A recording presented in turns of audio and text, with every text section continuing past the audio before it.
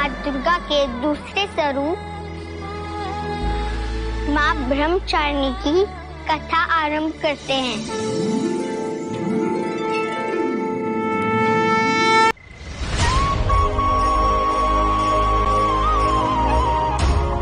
ब्रह्मचारिणी का अर्थ है तप की चारनी, यानी तप करने वाली। देवी का ये रूप बहुत सुंदर और भव्य है। इस देवी ने पर्वतों के राजा हिमालय के घर पुत्री के रूप में जन्म लिया था और भगवान शंकर को पति के रूप में पाने के लिए घोर तपस्या की थी।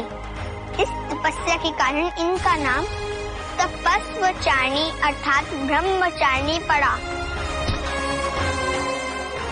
1000 वर्ष तक इन्होंने केवल फल खाकर बिताए और 100 वर्षों तक वनों में मात्र शाक खाकर बिताए। क्षमा करना त्रिकुटा,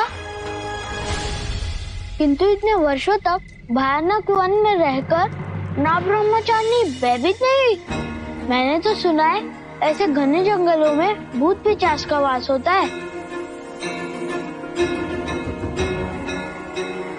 वह भक्षण के लिए मनुष्य ढूंढते रहते हैं। यदि विश्वास अटल हो तो कोई भी संकट तुम्हारा कुछ नहीं बिगाड़ सकता। और महादेव को पाने के लिए देवी पार्वती का संकल्प भी अटल था, इसलिए उन्हें कोई भी बाधा रोक नहीं पाई। अब आगे की कथा सुनते हैं।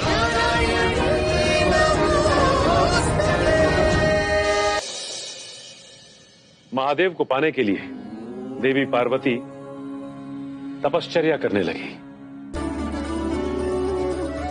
खुले आसमान के नीचे बैठकर क्या वर्षा, क्या धूप और क्या जाड़ा, घनघोर कष्ट सहे और 3000 वर्षों तक टूटे हुए बेलपत्र खाए और शिव की आराधना करती रही।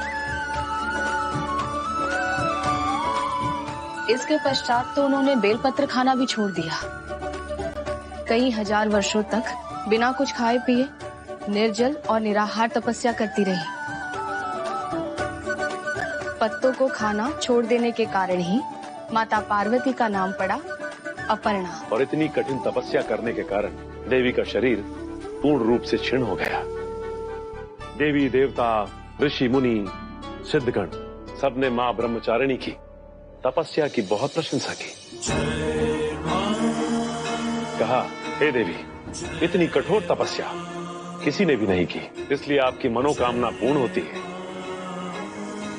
भगवान शिव चंद्रमौली आपको पति के रूप में प्राप्त होंगे।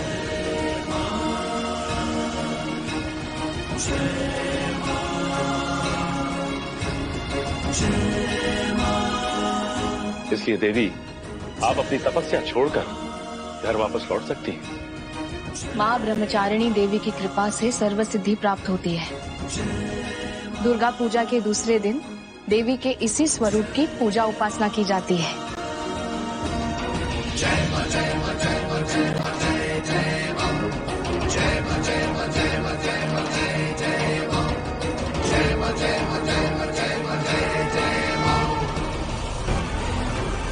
ब्रह्मचारिणी देवी की कथा का सार है, हमें जीवन में कठिन दिनों में भी विचलित नहीं होना चाहिए। यदि हम अपने मार्ग पर बढ़ते रहेंगे तो एक न एक दिन हमारी कामना पूरी होगी। इति कथा माँ ब्रह्मचारिणी। बोलो माँ ब्रह्मचारिणी की जय।